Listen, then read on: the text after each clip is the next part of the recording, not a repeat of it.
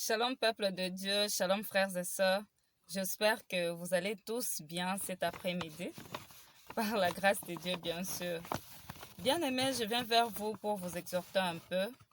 Et le thème qui fera l'objet de notre petite exhortation de cet après-midi se présente sous forme d'une question que nous nous poserons tous maintenant. Sans plus tarder, bien-aimés, voici le thème. Chrétien, qu'es-tu devenu? Je répète, chrétien, qu'es-tu devenu? Bien-aimé, je sais qu'en ces moments, beaucoup se posent des questions du genre pourquoi elle a choisi cette âme, sur quoi elle veut nous parler au juste. Mais je voulais vous rassurer une chose, bien-aimé. Ce n'est pas au hasard ou par plaisir que j'ai choisi ce thème. J'ai choisi ce thème parce que je constatais que beaucoup de chrétiens aujourd'hui vivent dans la distraction et que c'est là que tout devient vraiment dangereux et compliqué. Peuple de Dieu, je vous invite à ouvrir nos Bibles dans le livre d'1 Corinthiens 6 et nous prendrons juste trois versets. Le verset 12, 19 et le verset 20. Je lis au nom du Seigneur. Le verset 12 dit ceci. Tout m'est permis, mais tout m'est pas utile. Tout m'est permis, mais je ne me laisserai asservir par quoi que ce soit. Ne savez-vous pas que votre corps est le verset 19, excusez-moi. Ne savez-vous pas que votre corps est le temple du Saint-Esprit qui est en vous, que vous avez reçu de Dieu et que vous ne vous appartenez point à vous-même. Verset 20. Car vous avez été rachetés à un grand prix. Glorifiez donc Dieu dans votre corps et dans votre esprit qui appartiennent à Dieu. Bien-aimés, pour commencer, je vous invite à faire une petite prière avec moi afin de recommander ces moments de partage dans les mains de Dieu. Prions, peuple de Dieu. Éternel Dieu, nous te recommandons ces moments dans tes saintes mains. Bénis-nous à travers ces moments et surtout fais en sorte que lorsque j'ouvrirai ma bouche pour parler, mon roi, que ce soit toi qui parleras à ma place. Je t'ai ainsi prié au nom puissant de Jésus-Christ. Amen. Bien-aimés, tout d'abord, qui est-ce qu'on peut appeler chrétien? C'est qui un chrétien? Selon le dictionnaire français, un chrétien, c'est celui qui professe la religion issue des enseignements de Jésus-Christ. Mais, selon la Bible, un chrétien, c'est celui qui a cru à la bonne nouvelle et qui s'est converti. Un chrétien, c'est aussi quelqu'un qui est né de nouveau. Quelqu'un qui met aussi en pratique tout ce que Dieu nous recommande de faire. Bien-aimés, que personne ne vous trompe. Il n'y a jamais eu une vie chrétienne sans épreuve. Et chaque vie chrétienne se vit avec une couronne à venir. Vous savez, bien-aimés, j'ai toujours dit aux gens que quand Dieu décide de nous faire passer par des épreuves, il cherche soit à nous évaluer, voir si nous sommes en train de grandir spirituellement, soit il est en train de nous former et voir si nous pourrons assumer la responsabilité qu'il va nous donner. Mon frère, ma soeur, tiens bon, que personne ne vous trompe. Quand Dieu décide de vous faire passer par des épreuves, c'est qu'il est en train de vous former et il vous a préparé quelque chose. Vous savez tous l'histoire de Job. Prenons l'exemple de Job.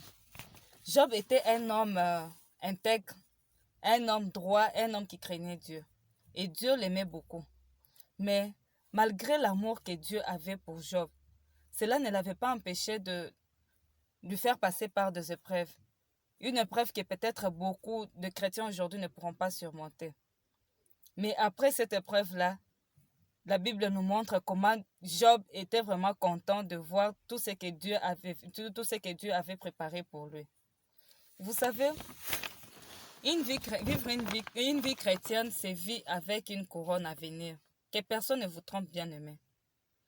Et je ne sais pas par quoi vous êtes en train de passer en ces moments. Je voulais juste vous rassurer que les épreuves ne sont pas éternelles.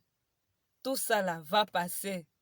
Et quand Dieu décide de nous faire passer par des épreuves, il veut juste nous former et nous évaluer aussi, voir si nous sommes en train de grandir spirituellement. Vous savez, ça me rend triste de voir aujourd'hui beaucoup de chrétiens se donner à Dieu quand tout ne va pas, mais quand tout va bien, chacun est occupé à faire ses histoires. Et c'est là que ça devient vraiment très dangereux. Peuple de Dieu, nous servons un Dieu très jaloux. Très jaloux. Quand vous acceptez de vivre cette vie-là, c'est que vous êtes prêt à mettre en pratique tout ce que Dieu nous recommande de faire. Oui, je sais que ce n'est pas du tout facile, nous. Sans plus tarder, bien aimés, prenons le deuxième point. Et au deuxième point, nous allons voir quels sont les privilèges qu'on a quand on est chrétien. Tout d'abord, un privilège, c'est un avantage. Bien aimé, quand on vit une vie chrétienne, on a un privilège unique d'avoir l'accès dans l'intimité avec Dieu.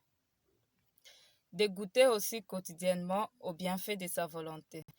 En général, bien aimé, l'homme a l'habitude de vivre pour lui-même. Nous ignorons souvent Dieu en faisant nos choix égoïstes. Le verset 19 d'Un Corinthiens 6 nous montre combien Dieu a des droits sur nous. Nous ne nous appartenons point à nous-mêmes. Nous appartenons à Dieu et notre corps est le temple du Saint-Esprit.